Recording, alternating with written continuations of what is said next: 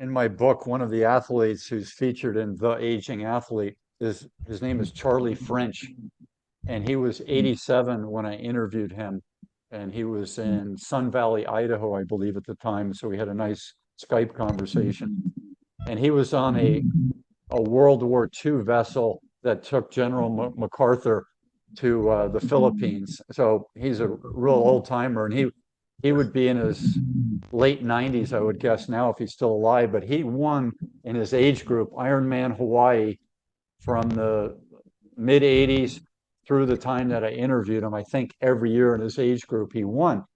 And so he was an engineer, and so he had the mindset of how to map things out. So he had that was really good. And then the other thing he had is he had really good balance in his hips and in his shoulders. So he would, I don't have good balance. I was born with some genetic things that make me have to do all this special training to keep the alignment. His alignment is naturally really good, and he doesn't have a big body, and he doesn't put on muscle. I also have that situation too, but I'm completely different build. But he was able to train long duration training, keep advancing his skill set. He finally got into using weights when he was 84, and he said a personal trainer told him, he said, look, if you start doing this, you're old, but it'll improve your times. And he says, well, I'll give it a shot. And he said it improved his times by 15% from the previous year when he was a year younger. So he said, all right, I'm going to keep up the weight training. But when I talked to him about his kids were like strong athletes. Like his son was a surfer and a general contractor in Southern California. He surfed and skied. His daughter was another athlete, and they were bigger and stronger athletes than he was.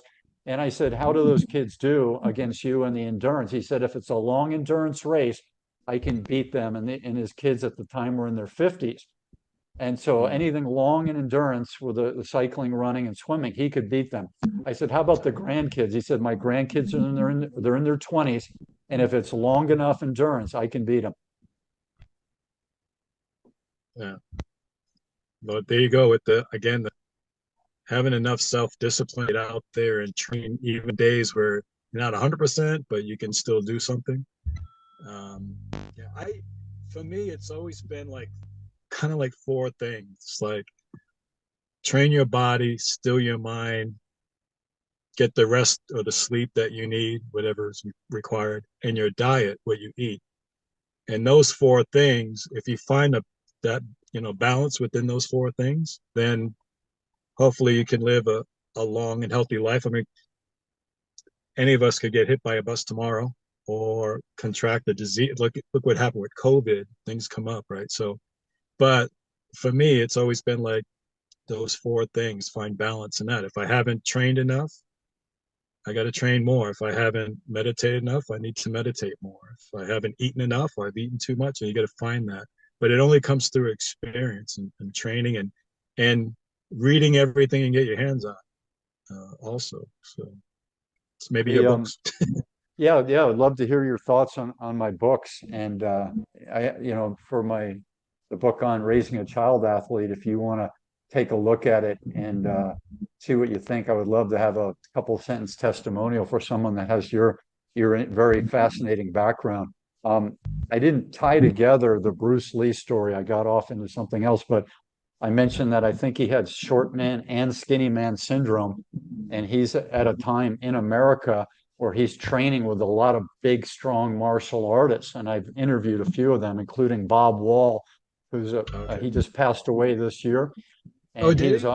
Yeah, he just passed away within the last year. And he was a bigger guy, and Chuck Norris as well is a bigger, stronger guy.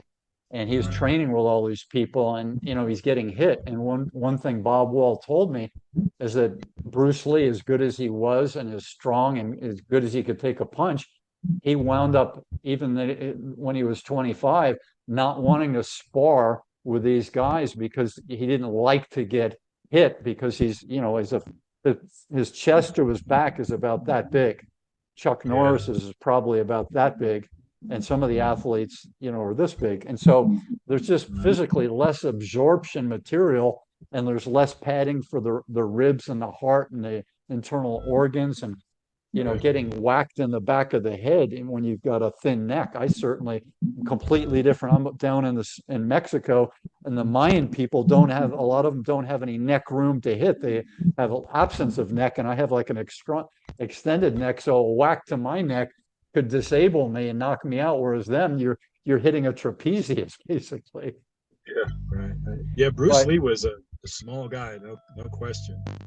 Was he he was, five when he something? passed away, he was 120 something? probably 136, 138 when he passed away. His good weight would have been like 145.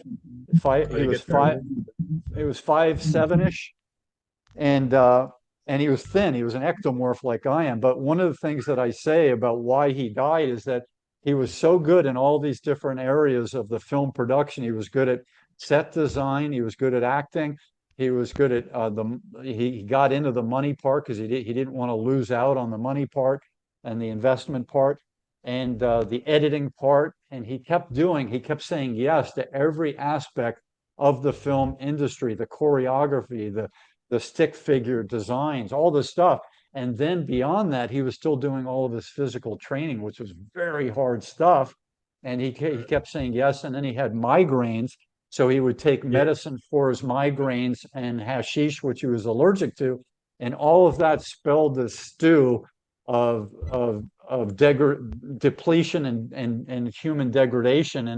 And his fuse blew at age 32 from that. He had swelling on the brain and edema, cerebral edema, and his system checked out at that age.